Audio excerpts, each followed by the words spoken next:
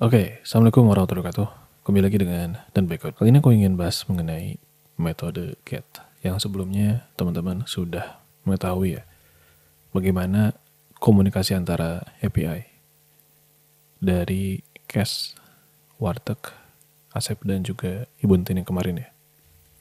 Nah, jadi di konfigurasi sebelumnya kan kita sudah mencoba JSON placeholder.typecode.com/user.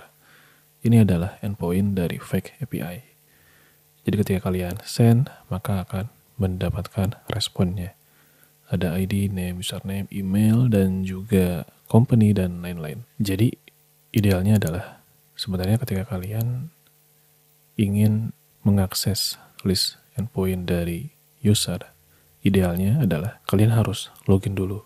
Jadi kalian tidak bisa langsung mendapatkan akses dari endpoint. Dalam contoh ini adalah user. Jadi kalau misalnya teman-teman kerja di dunia industri atau sebagai seorang QA engineering, ketika kalian ingin mengakses endpoint seperti user ataupun profile ataupun data-data yang sensitif, kalian idealnya adalah harus login terlebih dahulu. Cuman di sini adalah karena contoh, jadi ya udah ya, kita cuman simulasikan saja. Cuman idealnya adalah kalian perlu login dulu sebelum mengakses endpoint ini. Jadi di sini ada metode GET. Metode GET di sini dia adalah untuk menampilkan data. Menampilkan di sini adalah dia hanya membaca. Dia tidak bisa mengupdate, dia tidak bisa mendelete, dan dia tidak bisa meng-create. Dia hanya membaca saja. Atau modenya adalah read only gitu ya. Nah, dari sini teman-teman bisa melihat dari endpoint atau API/user ini, dia menampilkan semua list user. Jadi ada ID 1, ID 2, ID 3. Yang artinya ketika dia menampilkan semua user, berarti dia tidak spesifik. Jadi semua user itu ditampilkan. Dan di sini ada yang namanya kurung siku ya. Kurung siku ini artinya ya dia menampilkan semua user. Karena dengan kurung siku ini atau array, artinya dia lebih dari satu. Tidak spesifik. Oke. Kemudian buat apa sih GET ini? GET ini ya adalah untuk kebutuhan seorang front end ataupun mobile atau UI. Jadi ketika kalian menghit get user, nanti front end ataupun mobile yang menampilkan UI akan menyesuaikan dengan respon dari yang dibuat oleh seorang backend. Jadi kan backend membuat API ini, maka nanti dari UI akan menyesuaikan. Misalkan nih, di sini saya contoh aja ya. Maaf ya teman-teman, kalau desainnya terlalu bagus ya. Jadi di sini tuh ada tampilan untuk pencarian, ada button find, kemudian ada filter company. Ini juga sebenarnya filter ya untuk pencarian.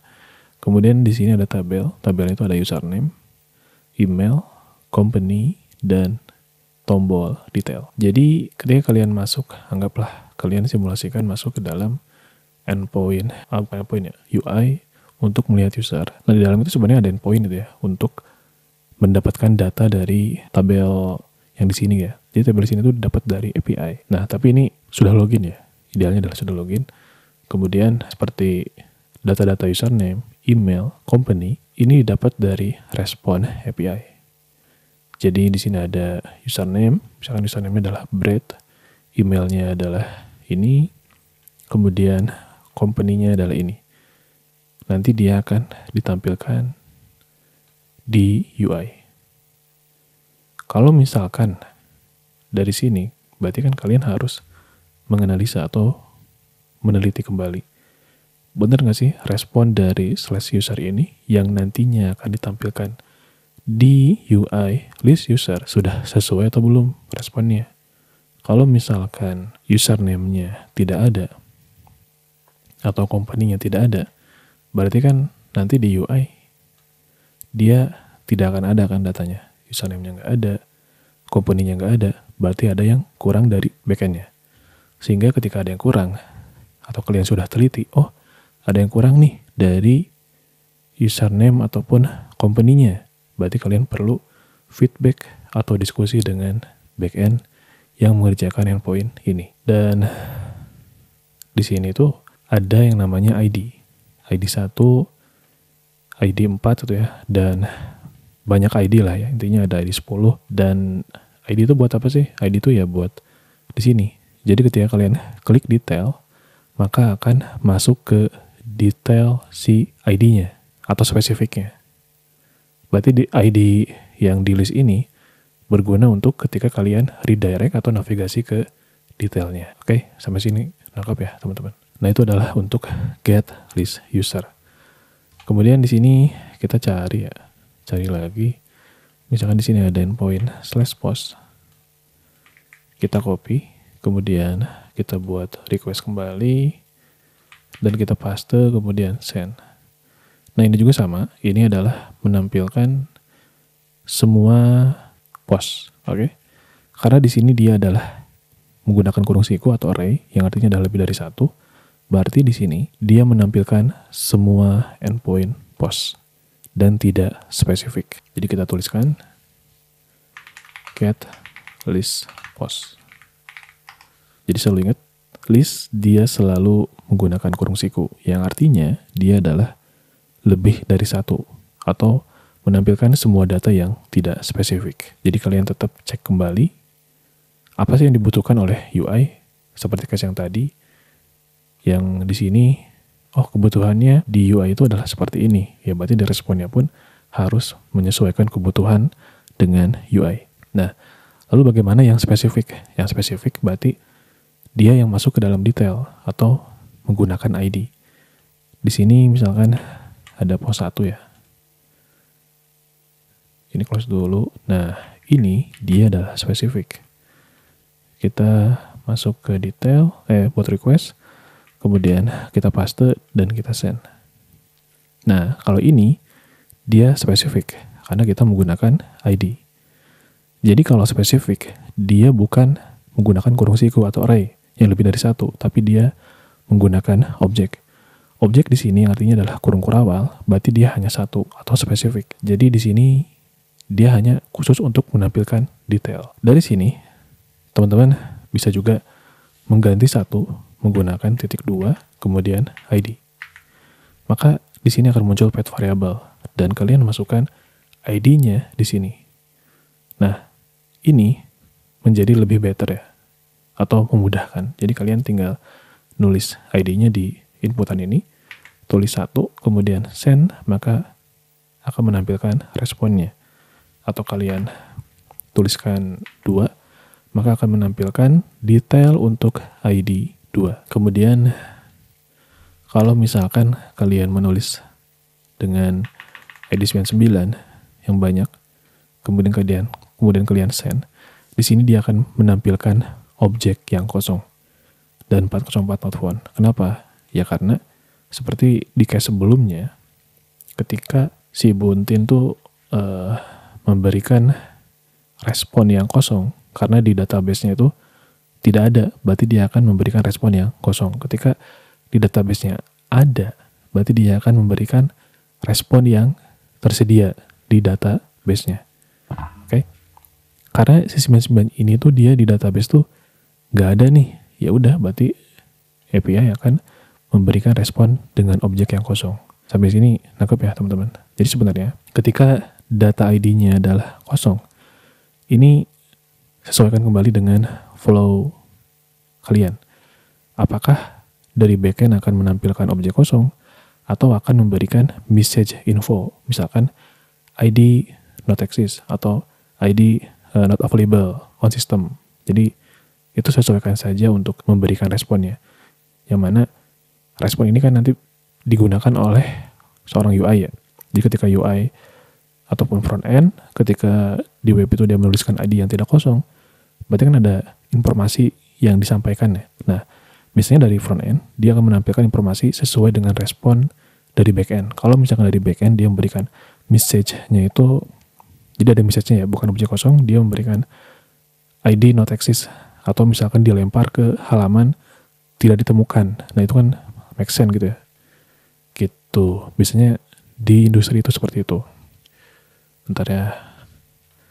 Jadi di sini kita berikan detail post karena dia spesifik. Misalkan contoh lagi, kita ingin menggunakan endpoint ini. Nah, kita copy, kemudian kita add request dan kita paste di sini. Send. Nah, setelah di send, di sini ini namanya adalah list. Kenapa list? Karena dia menggunakan kurung siku yang artinya array, lebih dari satu. Lebih dari satu dengan kumpulan objek. Berarti ini list. Kita tuliskan ini adalah get list comment with post ID. Jadi dia adalah list karena menggunakan array dan di sini dia menggunakan parameter. Nah, parameter itu apa? Parameter itu dia adalah umumnya digunakan untuk filter. Jadi, ketika kalian ingin gitu ya, misalkan di sini kalian ingin mencari username. Misalkan namanya adalah Asep. Ketika kalian menuliskan Asep, berarti yang tampil hanyalah Asep. Ketika kalian mencari email dengan asep@mail.com, maka data table yang tampil adalah asep@mail. Ataupun ketika kalian memilih company filter menggunakan PTXYZ, maka yang tampil hanyalah PTXYZ. Dalam artian di sini yang tampil hanyalah Kusnadi Bed, gitu ya, namanya agak laya. Jadi itu adalah untuk pemfilteran gitu ya, buat ngefilter apa sih yang kita mau gitu ya. Nah di sini juga sama case-nya. Jadi param ini dia adalah untuk memfilter sesuai target yang kita mau. Di sini post ID 1, berarti akan menampilkan semua post ID dengan value 1.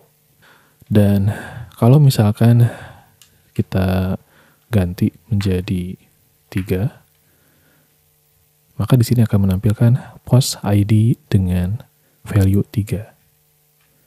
Seperti itu ya teman-teman. Jadi param ini kenapa bisa? Ya ini bisa karena disupport oleh tim backend. Jadi atau sesuai dengan API kontrak. Kemudian kalau misalkan nih kita ingin filter berdasarkan email, kemudian kita mengisi sembarang email, ssmail.com. Nah, di sini hasilnya adalah empty array. Ya artinya di database nggak ada.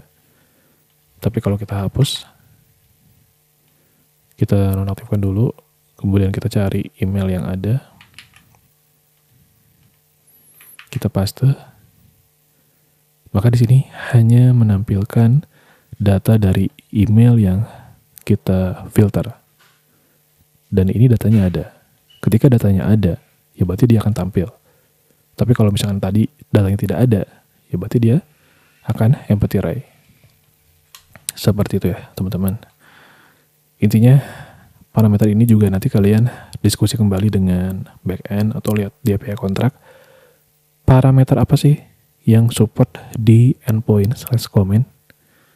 Tadi kan ada post ID, ada email, kemudian kalau misalkan kalian ternyata sudah melihat API kontrak, ataupun kalian kata backend tuh, ini support ini nih, email, terus kalian cobain nih, misalkan nggak bisa, nah kalian feedback ke backend, minta tolong untuk diperbaiki. Seperti itu ya, untuk gambaran-gambaran di industrinya ya teman-teman, ketika kalian menjadi seorang UI engineering. Mungkin itu aja ya teman-teman, biar tidak kebanyakan. Thank you banget sudah menonton video ini. Jangan lupa untuk subscribe agar channel ini terus berkembang dan bisa sangat bermanfaat buat teman-teman.